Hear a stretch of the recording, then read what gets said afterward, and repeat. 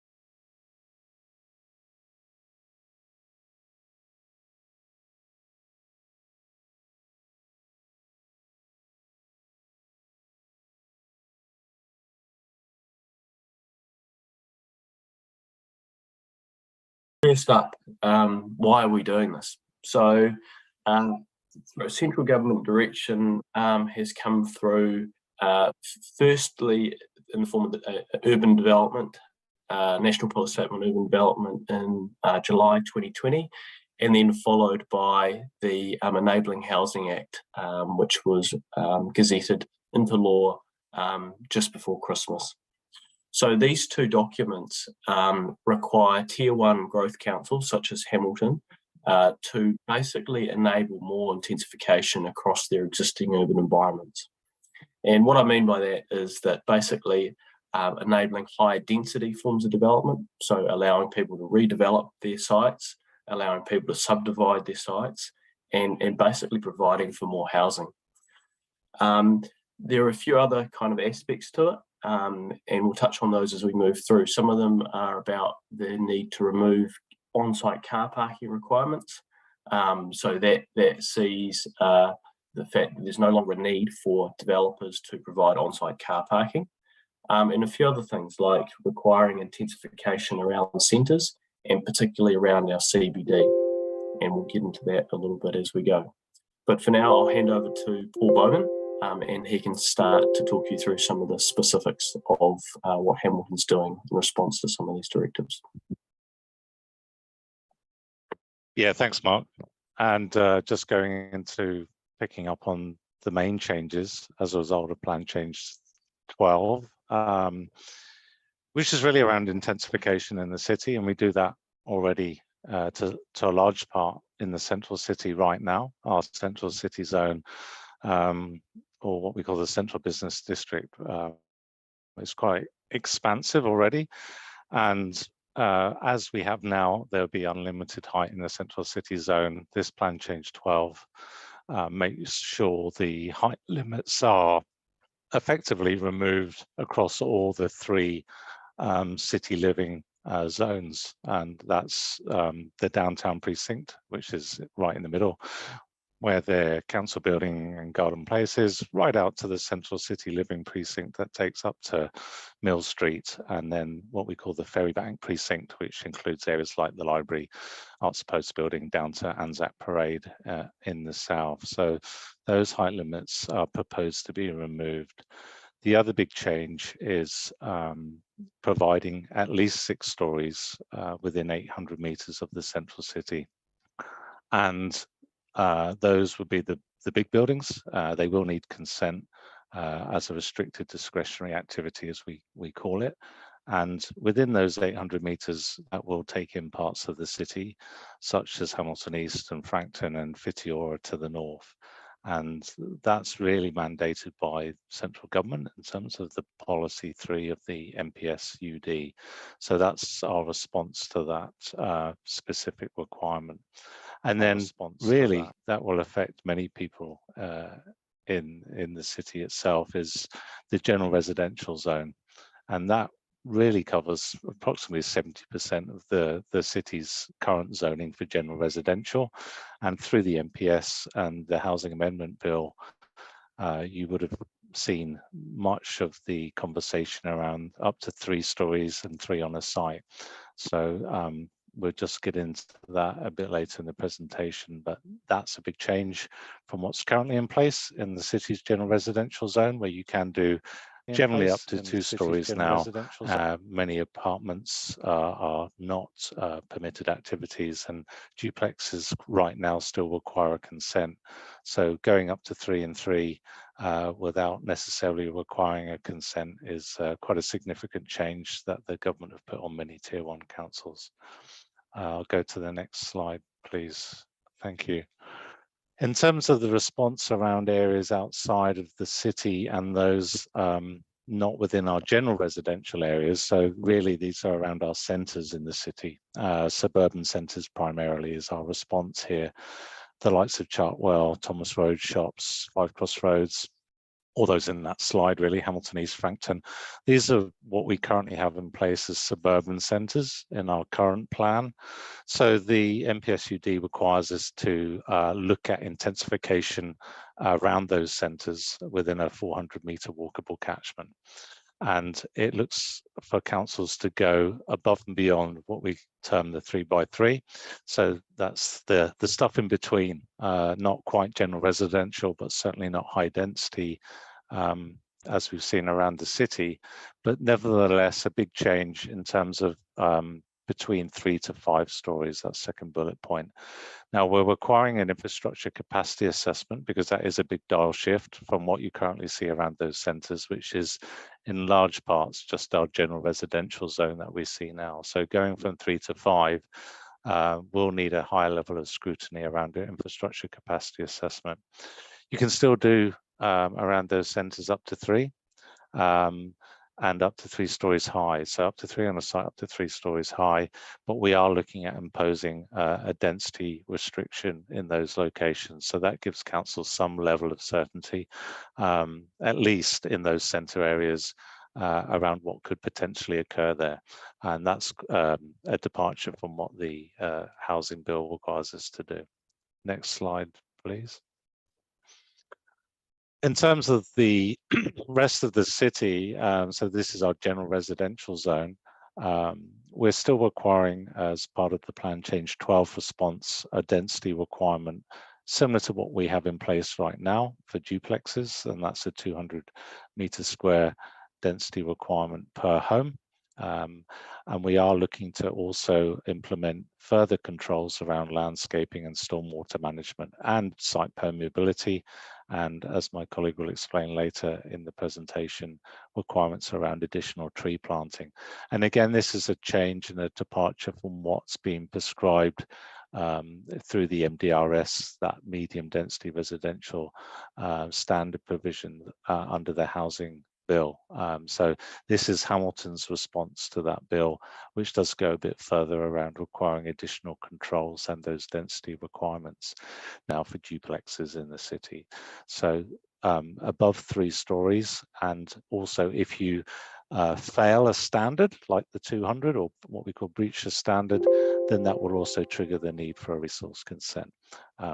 Higher densities can be provided for in the newer subdivisions still, such as Peacock. Next slide, please. So many of the concerns that are likely to arise from the government direction of a permitted baseline, which is more than we have now, is the control over urban design and siting, layout, and what buildings potentially look like, especially taller buildings, more intensive forms.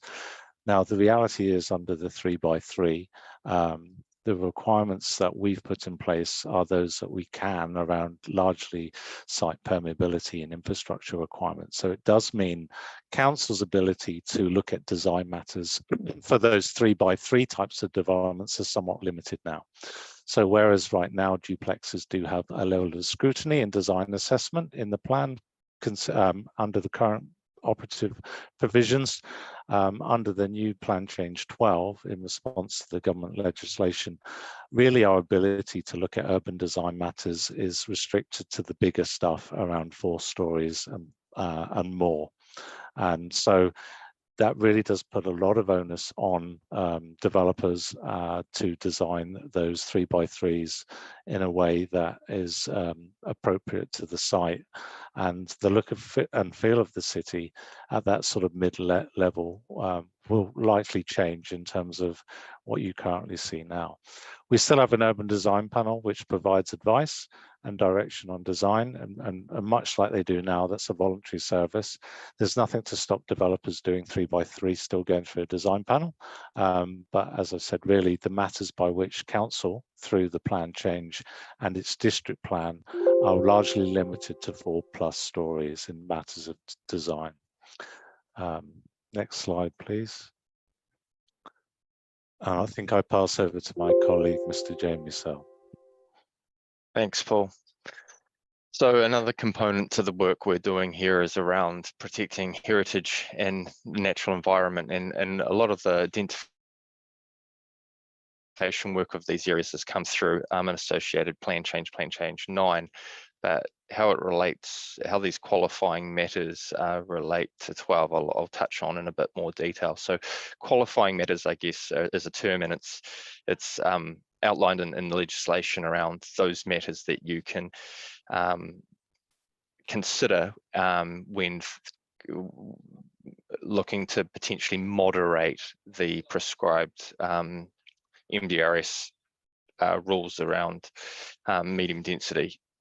So I guess we've taken a number of our existing qualifying matters that are already identified and managed through the district plan, the likes of flood hazard, gully hazard, stability kind of overlays, and we've deemed that a lot of those are fit for purpose. But what we've also looked at is in particular historic heritage and our significant natural areas as new qualifying matters that have been, I guess, identified through Plan Change 9, and what that might mean in terms of moderating those standards to a degree to accommodate and respect and protect those values. So that's what it essentially does. It protects those parts of the city that are important to us in a way that we think is appropriate. Next slide, thanks. So in terms of heritage specifically, what Plan Change 12 seeks to do is it removes the special character zone from the district plan, and that is essentially replaced with your historic heritage areas as an overlay instead of a zone. So you'll have an underlying general residential zone that under your historic heritage areas, but the rules around how those kind of residential rules are moderated come through your historic heritage overlay for the most part. So that what that comes with, I guess, is a different kind of moderated set of rules around density, building height, setbacks, and so forth, to make sure that if there is development in these areas, which is there, it is provided for. It's not absolutely prohibited. There is definitely a pathway there that it's sympathetic to the historic values, heritage values in those areas. The same goes for SNAs to some degree. So those are areas that we've deemed have a level of ecological significance worthy of identification and protection. So even though they may have an underlying zoning, underlying residential zoning, the SNA overlays and the rules that sit in there are essentially your qualifying matter that moderates and controls what you can do in those areas. So that provides a degree of protection from residential intensification occurring in those parts of the sites, whereas the parts of your site that are outside of those SNAs, you are still able to develop under the new provisions as introduced by Plan Change 12. Next slide, thanks. So another very significant and important part of this work is how we protect the Waikato River. So Te Ture Whai Mana, the vision and strategy for the Waikato River places an obligation and responsibility to not only protect, but enhance the health and well-being of the awa, of the river. So what, as a qualifying matter, we've looked at how this might apply and how we can ensure we meet our obligations. So in summary, I guess the response to that is that we have identified where we think it's justified to control development in areas where there may be insufficient Three Waters infrastructure capacity to ensure that that can be managed and the impact on the river can be appropriately managed. Where in addition to that, also kind of associated with the Te Ture Whai Mana qualifying matter is the introduction of green policies for new development. So if we go to the next slide, I believe that kind of provides a bit of detail on those green policies. So that's for example, that includes requirements around permeable surfaces, ensuring that stormwater management occurs in a kind of best practice way. We're looking to, we are requiring new trees and landscaping on sites. The requirement for rainwater reuse tanks for water conservation and water saving measures like low flow taps on showers and so forth.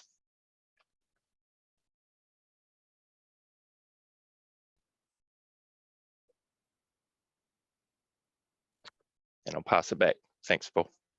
Yeah, thanks, Jamie. And I think just picking up on Jamie's previous slide around our responsibilities to implement our Te Ture Whai Mana as a qualifying matter and really look at the health and well-being of the awa and the impact of water quality and what intensification means for that, and certainly in terms of how we manage our drinking water, stormwater and wastewater networks.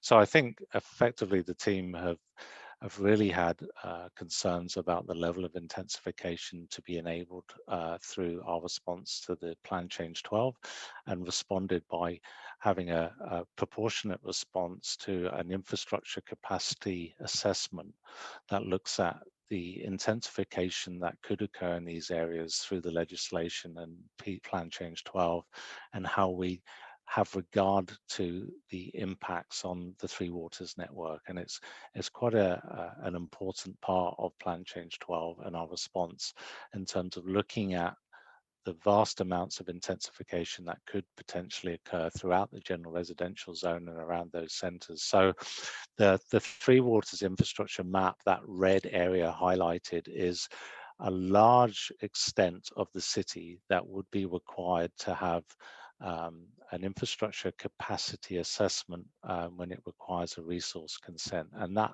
really does look at that strategic network and local network infrastructure impacts, because the reality is there are implications of intensification, especially when it comes to stormwater discharge and wastewater management. And the council are really concerned that there needs to be some level of assessment when it comes to preparing and also responding to intensification that wasn't originally envisaged under its current operative plan settings. So the Three Waters infrastructure will be looked at through the approach of applying this capacity overlay, which is effectively a trigger in the district plan, much like there's impact assessments now on Three Waters, but this looks at a more holistic view of those other areas, especially wastewater as well.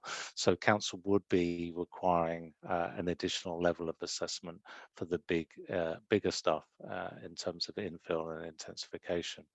In addition to that, the second bullet point is, and equally as important to the district plan response, is the requirement to go through a Three Waters connections policy. So that will still be in place as well. That sits outside the district plan as it does right now, but the intention is the capacity assessments requirements through the district plan will align with the Three Waters connection policies requirement and the discussions to be had when an application comes in. But it's important to note that the connections policy itself does stand alone to the district plan and Plan Change 12. Next slide, please. Great. One of the other, obviously, implications of Plan Change 12 is the response to how we move around our city, and that largely focuses on mode shift, or how we change behavior patterns from a transportation perspective. To some extent, our hand's been forced again in terms of the requirement for parking. The minimum parking requirement has been removed from a district plan setting already. I think that occurred in February this year. So council cannot require minimum parking for many residential developments. Developers may choose to provide that, and indeed many do, because the market demands a level of parking on site rather than relying on off-site parking. But that first bullet point is speaking to that parking can no longer be required with new development. Obviously, this brings challenges, because with intensification, many people will still, for the time being, use cars, whether they're e-cars or petrol-driven cars. So there is a behavioural change here that will have to happen over many years. But obviously with that, the plan acknowledges that there needs to be changes to settings in the transport chapter of Plan Change 12. So that does look at things like requiring greater use of travel plans for transport options, certainly for larger developments. Also encouraging storage and collection of rubbish and recycling facilities, and looking at how end-of-trip facilities can be provided. So if people do choose to look at alternative modes of transport, there are things in place that encourage and incentivize that in terms of gear lockers, changing facilities, additional scooter parking as part of new developments, as well as recharging points. So the transport chapter of Plan Change 12 is looking to encourage that mode shift, that change of behavior, and also require more developments to start thinking about how they reduce their emissions, they locate close to PT transport intersections, and obviously make most of their proximity to PT corridors planned, as well as those that have yet to come to fruition. But I think this is a significant part of the plan change, and how we encourage greater use of alternative means of transport, especially around close proximity to those centres. Okay, next slide, please. And I think I hand back to Mark for this one. Yeah, thanks, Paul. So we're sort of getting towards the end now, but a few slides just left. This one specifically is in terms of how this is all paid for. So as part of Plan Change 12, we're looking to introduce what's called financial contributions to the district plan. Now, these financial contributions are intended to recoup some of the costs to offset the effects of the infill development or the additional development rights that are being provided for through the plan. So, and financial contributions are intended to collect in order for council to invest in a range of things. They include streetscape upgrades, they include local network infrastructure, and also things like gully rehabilitation. Now, we consider these things really important in terms of the effects we know greater intensification is going to have on the city. You've heard from Paul and Jamie in terms of the effects of urban runoff and things like that. So we think that helping rehabilitate our gully systems, planting street trees, improving the public realm amenity in terms of how streets feel. Now, these financial contributions will be in addition to the development contributions which are already charged at the moment. They will be going to fund different things. So they're two quite distinct funding levers, which we're looking to utilise. And for the average sort of 3-bedroom unit, the rate of financial contribution is approximately $4,800 per additional new unit. So struck at a fairly low level, but as you can imagine, cumulatively over a long period of time, that provides significant reinvestment opportunity into the things I've talked about, like gully rehabilitation, streetscapes and things like that, which we think is really fundamental for a city that is going to start to quite rapidly intensify. So next slide, please, Craig. So in terms of those changes, look, effectively where we're getting to is that the city will intensify quite a bit more than what it already is. And these changes will, in some cases, speed up that rate of intensification. So through Plan Change 12, the district plan at the moment, the rule book for the city will become more enabling. It will be easier to develop and redevelop your sites.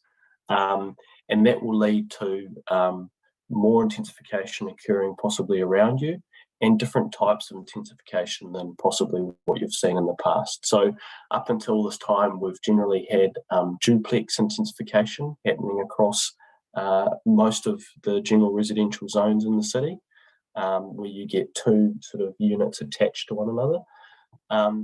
What we're saying and where Plan Change 12 is leading us is that actually those buildings, those types of houses can now be taller, and the actual form of those can vary. So you could have several terraced houses together. You could have several standalone houses on smaller sections. And then, as Paul talked about earlier in the presentation, in and around the suburban centres, you're likely to see the sort of 3 to 5 story developments, more sort of what akin to an apartment style living, including within the CBD and walkable catchment. The consenting pathway, so for developments to actually be enabled, is also going to be a lot easier. And again, we'll touch on this, but effectively, you know, if you're coming in wanting to do 3 dwellings on a site, and you meet a number of those controls or standards, that will be a permitted activity. So you will no longer need a resource consent to do that. So this will have the kind of net effect of more intensification, a more streamlined consenting pathway, so making it easy for development to occur. But as I say, it will have quite an impact on some of our neighbourhoods in terms of how they look and feel over time. The rules are there for the development market to take up, so we're enabling it now. Some of these developments, as I'm sure you know, take years to occur, so it won't all happen tomorrow. So next slide. Cool, Craig, I'll pass back to you.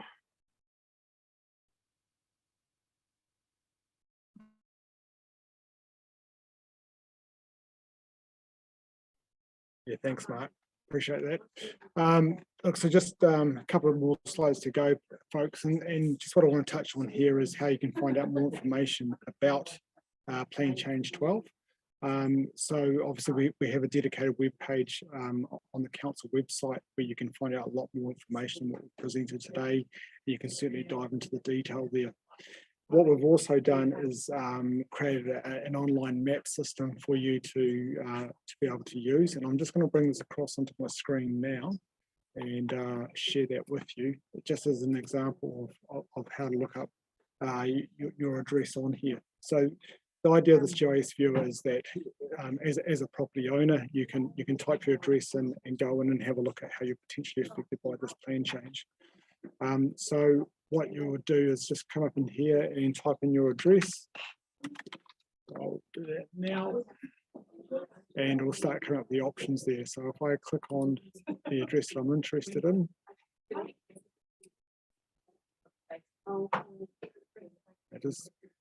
there is a lot of information on here, so it can be a bit slow at times, but it'll bring you into that property that you're looking at. So the example here is 260 Anglesey Street. And if I now just left click on that property,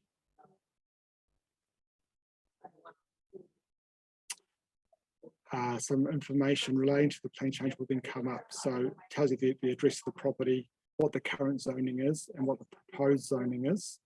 And also it provides another link which you can click on here to learn more about the district plan, the proposed district plan provisions relating to that zone. So by clicking on there, it will take you through that information. And also here, because we've got qualifying matters, with built heritage being relevant to this property, again, there's another link here that will take you through to the relevant provisions in the district plan for you to consider. The other option for searching a property, so if I just zoom out of here, again, it can be a little bit slow just because of the amount of information that's on here.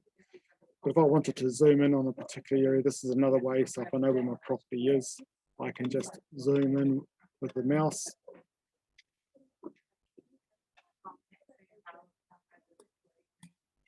And then click on any particular property that's of interest to me. And again, that information can come up. So it comes up with the current zoning, what the proposed zoning is, and where you can find more information about that.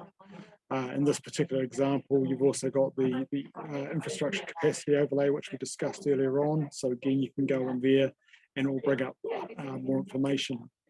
And also scrolling down, you can come up with any qualifying matters that are relevant to that property as well. So we do encourage you to go and have a look at that. It's a good way of getting a snapshot, if you like, of what's of how the plan change could potentially affect your own property.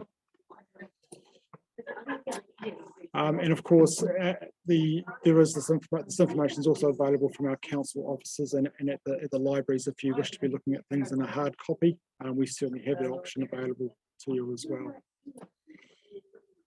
So we're also very keen to I guess, front this plan change as a council, and we're doing so by having a number of drop-in sessions over the coming weeks. Our very first one will be tomorrow at 10 o'clock at the Hamilton South Baptist Church in Ohopo Road. So we're having 2 sessions each day from 10 to 12 in the morning, and then again from 6 to 8 in the evening. And as you'll see up on the screen there, we've got these sessions scattered around Hamilton. So please come and see us. We'll have all the team there to answer your questions and give you any further information that you would like. So it would be great if we could see you popping along to those sessions. So please come along. And also in terms of making a submission, so as we said at the start, submissions are open until Friday the 30th of September.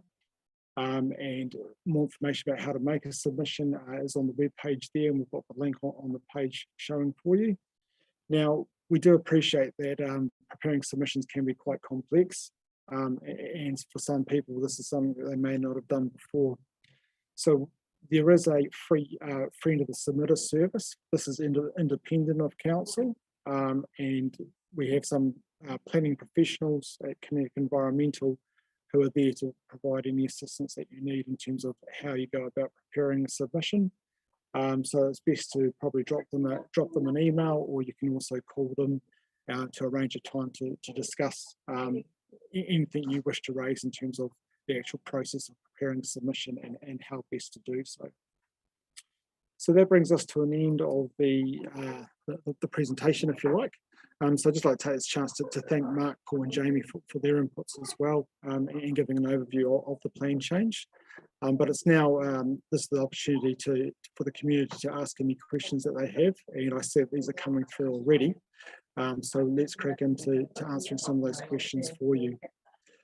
So the first question that's come up is in regards to the 3-storey duplexes, and in terms of, are there any regulations on how close to the property boundaries you can actually build? Anyone like to pick up that one? Might be a good one for you, Paul.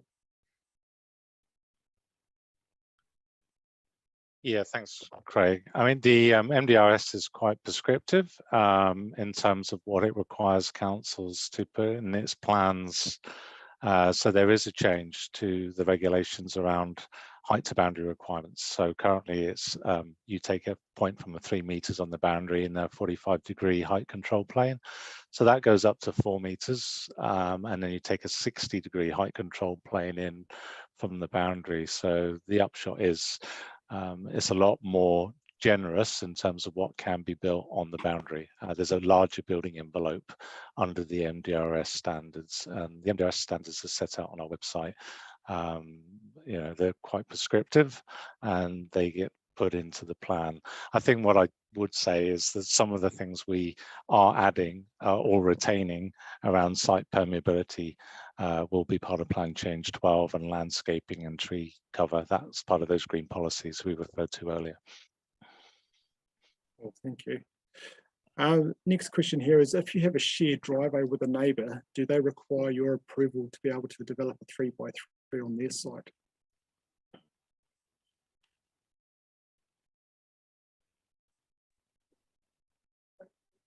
It's potentially a little bit of a complex / tricky one, and might be something that is kind of case by case. I think in terms of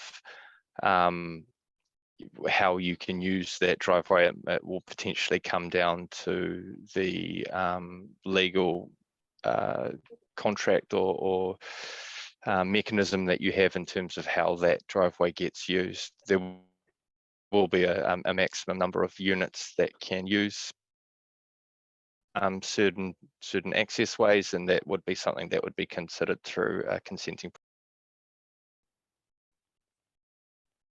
Thanks, Jamie. But I guess it's probably a good time to ask the question around in the general realm. So I appreciate that's quite a specific situation with a shared driveway, but if your neighbour's looking to develop a 3x3 on their site, is there a requirement for them to seek your approval as a neighbour? I mean, that's really important, Craig, so thanks for sort of raising that. And the short answer is no. So if you comply with the standards for 3x3, you are what's called a permitted activity. So you will not require a resource consent, you'll only require a building consent. And as such, you won't need to seek approval from your neighbours, and there won't be the opportunity for anybody else to sort of participate in that process. So I think that's why it's really, really important. And in this session and future sessions is really important in terms of that understanding of what's actually going to be allowed for as a right through this plan change, so that people understand, what might be able to be built next door to you. So thanks, Craig. Thanks, Mark. Next question here is in relation to historic heritage area zones. Is there any protection, if you like, in terms of how we can prevent these areas from being built out? I guess that's more about the more specific overlay provisions that we're referring to. Yeah, thanks, Craig. I can take that one. I guess I mean, through both Plan Change 9 and Plan Change 12, there are provisions that are introduced to protect the heritage values that have been identified and that justify the identification of these areas in the first place. So there are specific rules that go slightly further, or that moderate the MDRS around things like site coverage, minimum site area, setbacks, and so forth, that start to I guess to some degree moderate or control how the intensification occurs in these areas in ways that we aren't controlling in other parts of the city. Cool, thanks, Jamie. Questions been raised here. Obviously, there's a very big push, and this is outside of council per se, in terms of electric vehicles. And if we are going to do away with on-site car parking, well, at least we're not requiring developers to provide that as part of their developments. They still have the choices of whether they do so or not. But with no garaging or less garaging in these areas, then how are electric vehicles going to be charged?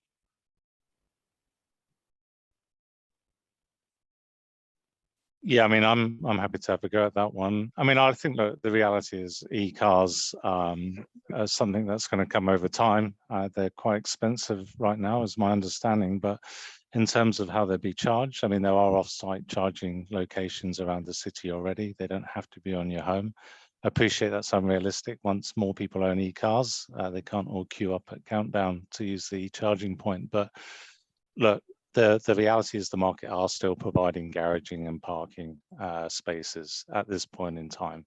And I think they will continue to do so as demand still kind of seeks at least one parking space or per unit. I mean, there are ways to charge a car on your private property that doesn't necessarily require you to have a garage, is my understanding. So look, I think there are different typologies out there. We'll have to look at that. Certainly, e-cars is one mode, and it will likely become more affordable and popular over time. And hopefully you would see the different typologies respond to that, and how those e-charging points are put in place. And it may mean that you can do that without needing a garage. I think it's an important point you raised there, Paul, that whilst we, in terms of the district plan, we can't enforce developers to provide on-site parking, doesn't mean that they can't. Or that they won't, and they have their finger on the pulse, if you like, in terms of what the market wants. So it may not necessarily mean that all of a sudden no one's providing on-site parking anymore. The development community will be very cognizant of what the market wants. Thanks for that. Craig, I might just briefly add to that, and that it speaks to some of the changes we're proposing through the transport chapter as well. And that is that over time, gradually enabling kind of multimodal transport choices as well. So acknowledging that yes, car parking may over time gradually be, less of it be delivered by developers, and therefore providing other viable options in terms of walking, cycling, things like that. So that your only choice for getting to work isn't just your car, and there are other options available which are attractive and safe and efficient. Quite a specific question here, just in terms of building fences on the boundaries. Will that be a requirement for developers? That fences actually erected on the boundary of their properties? I can say that one, Craig. I mean, there's no requirement to build the fence on your boundaries. Certainly, council are encouraging lower height fences where you front a street for surveillance reasons, and also what we call SIPTEB, crime prevention through design. So it's to create a feeling of safety and observation of a public space. But certainly there's no requirement to provide a high fence on the front boundary.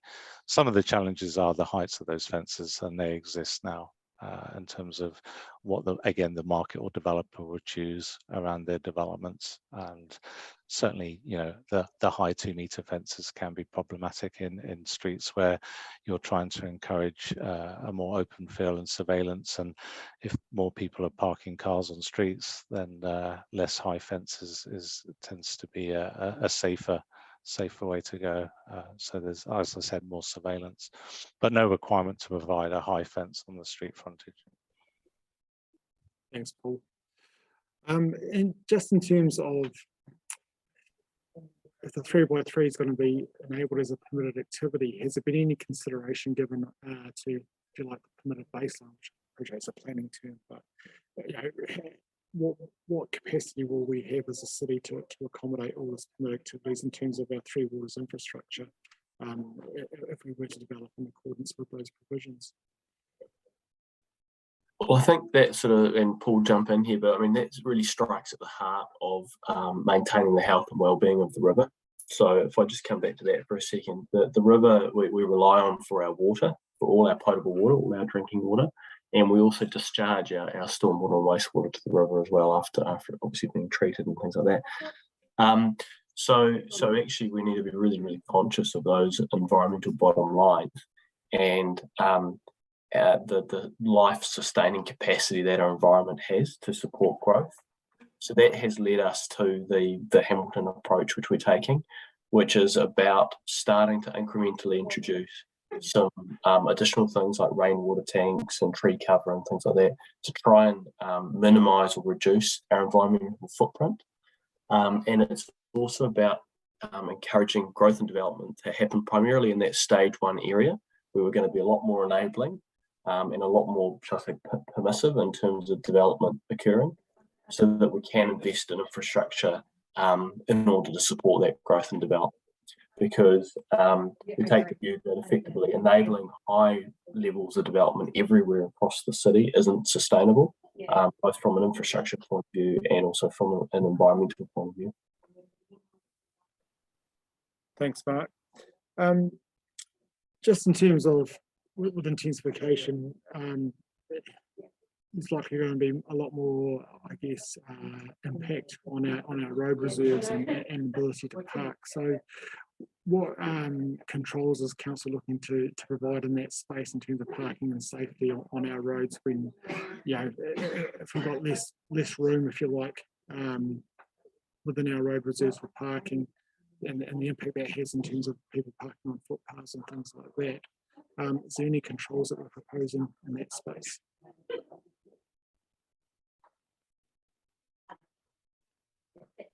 I'll have a quick crack on that one, Craig. I mean, I think it's one for our transport colleagues in due course, but I know there is work already afoot looking at transport management plans for parts of the city as trials. Bit by bit, the team will be looking at areas where perhaps you might try to encourage on-street parking in some locations over others, and parking permits, because obviously that will be a challenge. And I think it's something the team will be monitoring as intensification happens over time. As Mark said, it's probably not going to happen all at once. So obviously they'll be looking at areas where uptake in the city is faster than others, and how the public space and the transport corridors respond accordingly. But it's notoriously hard to have a one-size-fits-all approach. So I think the team are, from my understanding, is looking at parts of the city as trials to look at how we respond to providing more on-street parking in the future. Thanks for that, Paul. And I guess a legal question here, but what are the timeframes for the legal effect of the plan change 12 provisions? And perhaps in answering that, maybe give a bit of a Reader's Digest summary of what we mean by legal effect. So yeah, really good question. So legal effect basically means when these new rules come into effect in terms of your development application needing to be assessed against them, as opposed to, for example, the rules that are currently in effect at the moment under our operative district plan. So to answer the question, there are some high-level objectives and policies which will be introduced to the plan, and that will have some legal effect, but the full legal effect from the different rules specifically that are being introduced won't occur until probably back end of 2023 or early 2024, once the independent hearing panel provides recommendations back to our council and our council accepts them. And just to talk a little bit about that for a brief second, if I may, Craig, it's a unique process we're going through in terms of Plan Change 12. The government wants to expedite these changes to these district plans across all the fast-growing cities, which means a couple of things. Firstly, that we had to notify this plan change by the 20th of August this year, that we have to reach decisions on it by early 2024, and it also means that there won't be any appeal rights on the decisions, and that we have to appoint an independent hearing panel to hear these submissions. So that'll be taking place in the first half of 2023. The independent hearing panel will make recommendations back to our council. Our council has the pretty binary choice of either accepting those recommendations or rejecting them. In the case that they accept them, those changes then become operative, or they have legal effect. In the case that our council rejects what the independent hearing panel is recommending, the minister will then make a final determination on that. But all that being said, we expect the outcome of these changes to be settled by early 2024. Thank you, Mark. Just in terms of the water saving measures that we talked about in terms of our green policies. Now, if an activity is permitted under the plan, how can we look to enforce those requirements to provide those water saving measures as part of a development? I think the question, as I've seen it here, probably almost answers itself, Craig, in that just like any permitted activity, I guess when they come in for a building consent, should they need one, which they would in this scenario, there would be a plan check as part of that process, which would highlight whether that building application is compliant with the district plan, or whether there was a trigger for a need for resource consent. I think, and it's a good point, Jamie, and I think that something that we should just emphasise again is that whilst the district plan may permit a particular type of development, there's still a lot of other legislation and other provisions that you need to be cognizant of when going through a development process. And again, that speaks to making sure that you get that expert advice as you go through it, because whilst you may be able to, it may be permitted in terms of the district plan, there's still other hoops that you do have to jump through before you can give effect to that type of development.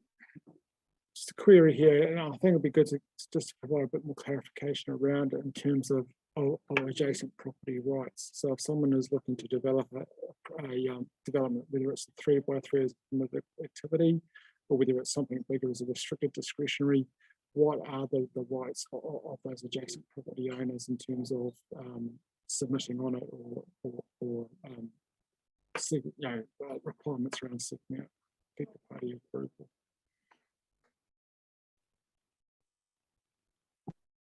Well, I'm not sure if you want to speak generally going to be permitted, so long as you're meeting the rules in the plan. So therefore you'll go straight to building consent, and you won't need to engage with the adjacent landowners. If you are doing 4 or more developments, so something of reasonable size and scale, there is a process that's worked through to understand the quantum of the effects of that development by that consent, and seek the input of the neighbouring owners. But it's really a judgment call based on the size and scale of the development being proposed. So Paul, I don't know if you want to add to that. Yeah, I mean, I think that's a fair assessment, Mark. I mean, I think the reality is the ballpark's limited if you're a permitted activity, and if council doesn't require resource consent, then the consenting team have little ability to require notification or limited notification of neighbours. So really it's for those things that do need a consent, the bigger stuff. And then, as Mark said, the team would look at the extent to which specific standards or height to boundary rules have been infringed, or not at all. But if it's something that's been breached, such as a height to boundary standard that would have an impact on the immediately adjoining neighbour, then a call would be made by the consents team around limited notification. So it's really on those 4+ story developments that would be an area where council has the ability to decide on notification. And just to round that out, sorry Paul, but I think it's important to note that it doesn't mean that everything 4 or more public will have the opportunity to be involved in the process, or the adjacent landowner will have the ability to be involved in the process. It's just for ones where there's a particular rule or something that's being breached, and in effect it is deemed to be kind of more than minor by the team.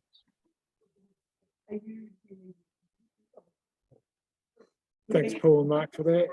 And sorry, Paul, just another one for you. And I guess it came back to you, that boundary question where I think your response is more in relation to the front boundaries in terms of fencing. But what about on the side boundaries? Is there any further detail we can provide there in terms of any requirements around fencing? Yeah, I think on that, I mean, the side boundary, again, if it's a permitted activity, the council can't require a development to require a certain height of fence.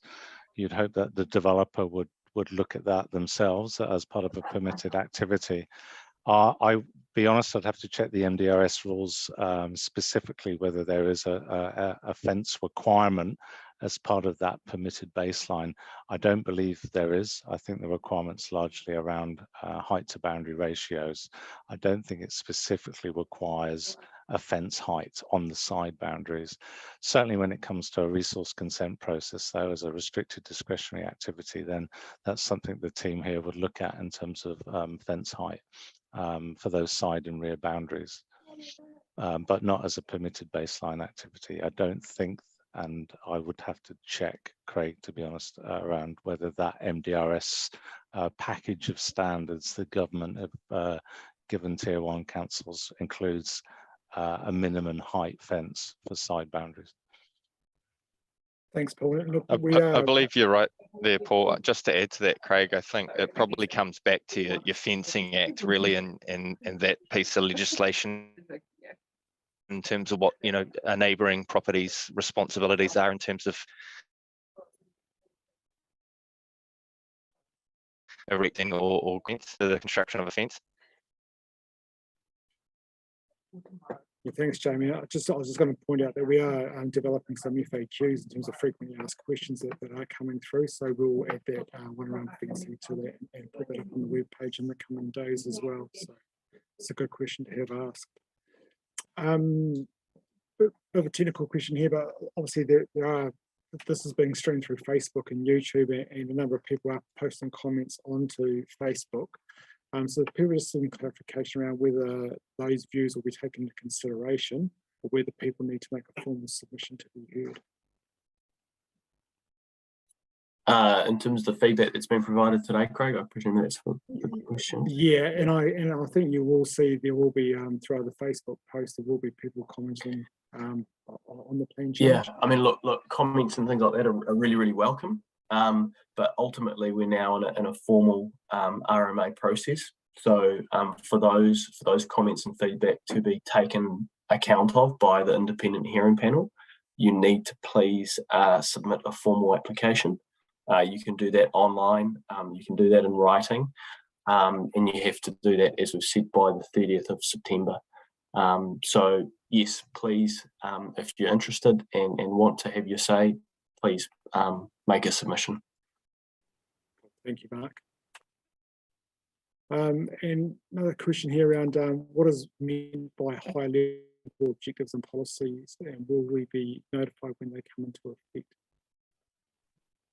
So yeah, very good question and rather technical, but look, so the Enabling Housing Act not only prescribed a certain set of standards which all the Tier 1 councils had to embed into their district plan, and they're called the MDRS, or the Medium Density Residential Standards, which we've been talking about a little bit today. But along with that, we're also a range of new objectives, which I guess effectively guide that. So the objectives sit over top of the rules. And so those objectives will also be being put into the plan. And there is a sliding scale effectively that occurs as the operative district plan provisions, which are in force at the moment, gradually are afforded less weighting, and the new plan and the new rules and objectives and things are afforded a greater degree of weighting. And so that's what I was really referring to earlier, when you'll have some new objectives which will start to play a part in the decision-making process. Thanks, Mark.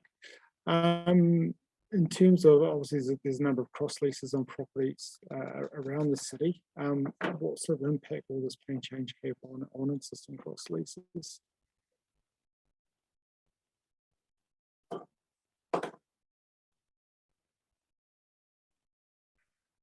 It's a really technical question. We might have come back on that one, unless Paul or one of the rest of the team have an answer on that.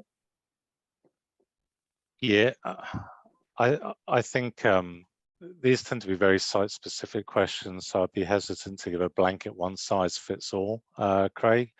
But certainly, you know, cross leases will have an impact on your permitted baseline and application of MDRS standards. It comes a bit to that driveway question earlier, so it's really a site-by-site assessment.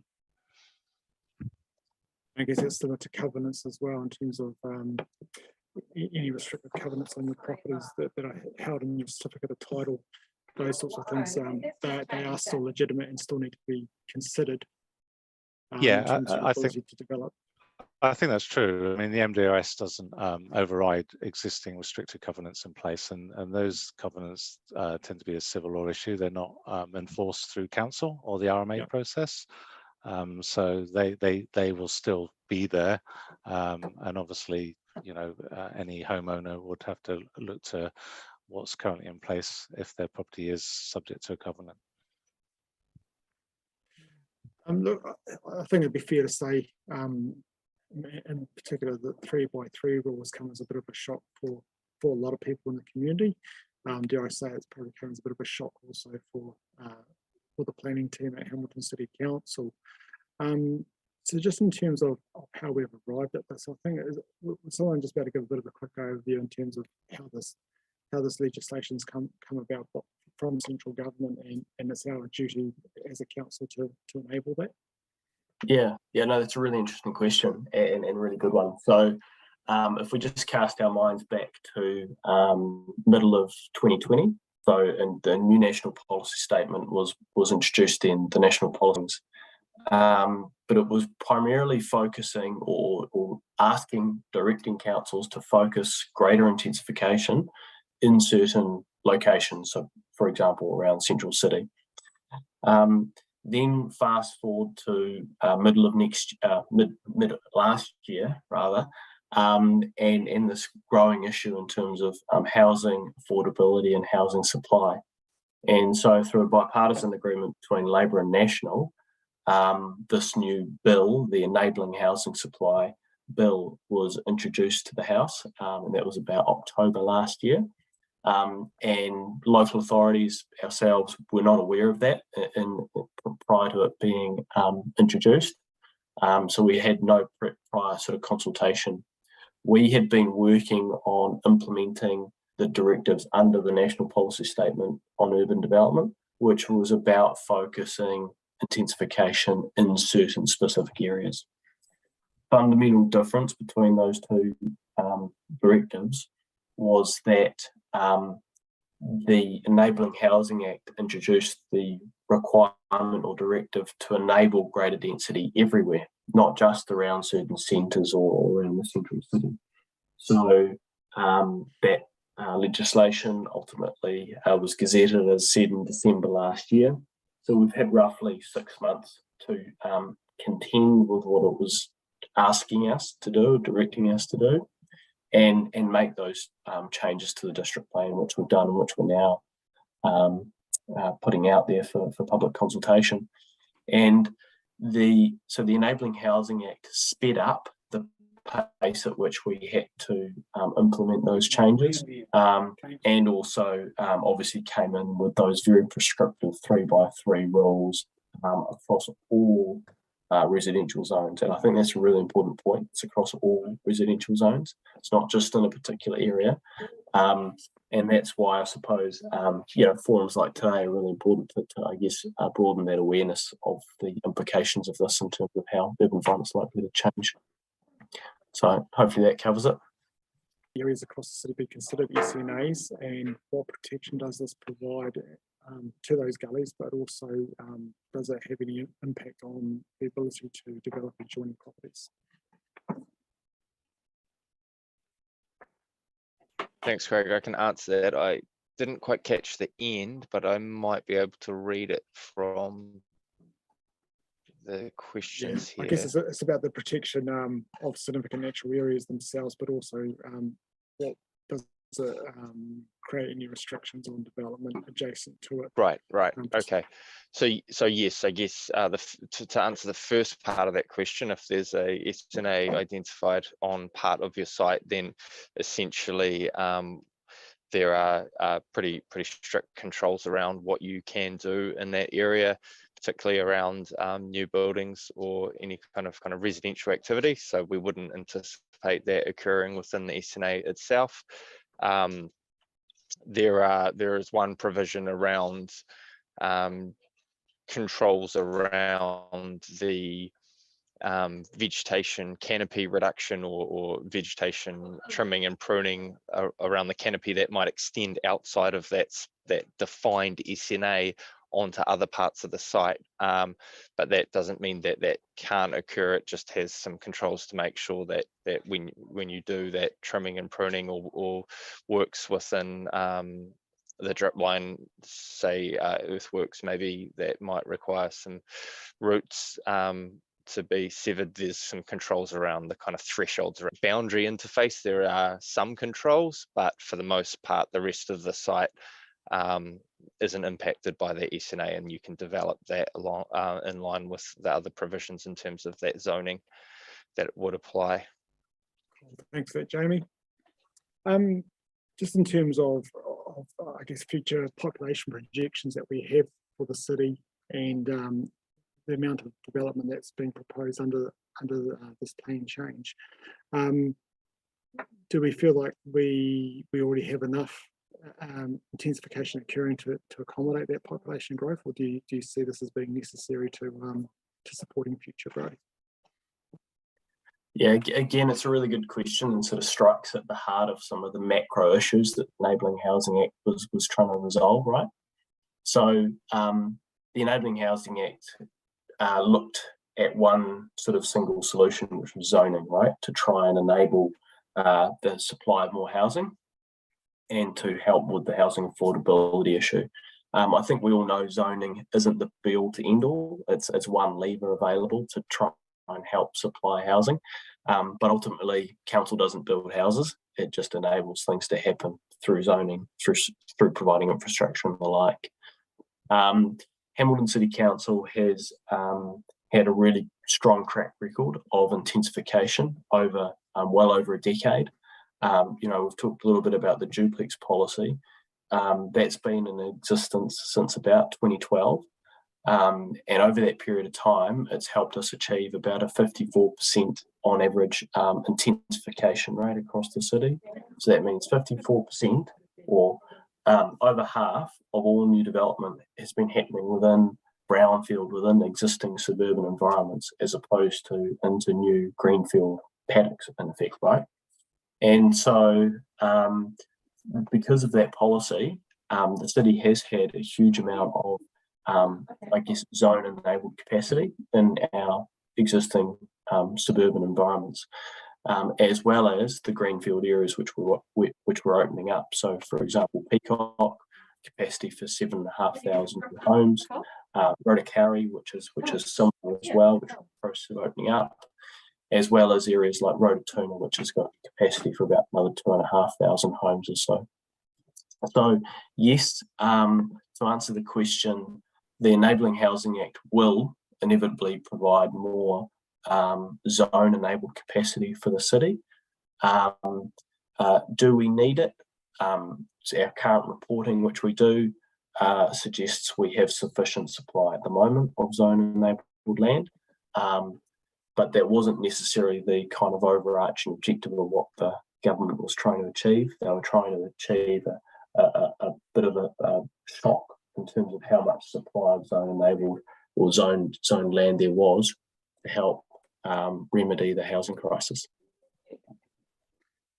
Thanks, Mark. And I think another aspect of that too is the fact that you know, we are talking about different housing typologies as well. So, you know, I guess traditionally, you know, if we take away the current duplex developments that are occurring around the city, you know, the 3 to 4 bedroom single dwelling is something that's quite commonplace across Hamilton. But with these new provisions, the ability to provide more 1 and 2 bedroom houses and the market for that in terms of, you know, young couples and elderly people who are looking to downsize, this potentially provides an opportunity for more you know, differing typologies that suit people, which in turn will then free up a lot more of those 3 to 4 bedroom type homes for families that need it. Yeah, that's spot on, Craig. I mean, yeah, it's really interesting because up until this time, the duplex policy has been a really kind of, I guess, controlled approach. You know, so it's one particular house type, and that's contributed massively to intensification infill. But where we're shifting to with Plan Change 12 is that instead of only being able to have a duplex on a 200 square metre site, you'll be able to have a standalone dwelling on a 200 square metre site. You could also have a terraced style multi-unit type development on these smaller sites as well. And so really it's about housing choice and housing diversity. So, yeah, thanks, Craig, good point. Thanks for that. Got one more question here, and this just relates to the infill housing that's already occurring in the city, and some people saying, you know, safety and security becoming problematic in these areas, and what could council be done to potentially manage that? And I was just wondering, Jamie, if you could respond to that query. I know you put some notes down on that one already. Sure. I mean, I guess it probably sits outside of the scope of the work we're talking about today, but is I guess an important kind of issue. Council does have a range of kind of community advisors and people that have some really good connections into various communities, and some of the kind of organisations that might provide social housing in other areas. So there are those existing relationships where council can work with those organisations or with the police to address any kind of social issues that might be occurring. So I think the best thing there would be that if there are specific concerns that people have, then reach out to council through just our general kind of inquiries, and hopefully that'll find the right home or the right person to come back. Not only your time today, but also for the questions that you have asked. As mentioned at the start, the webinar has been recorded, and a link to that recording will be placed on the Plan Change 12 webpage shortly. And we'll also look to update some of our frequently asked questions and get those on the webpage too. And again, so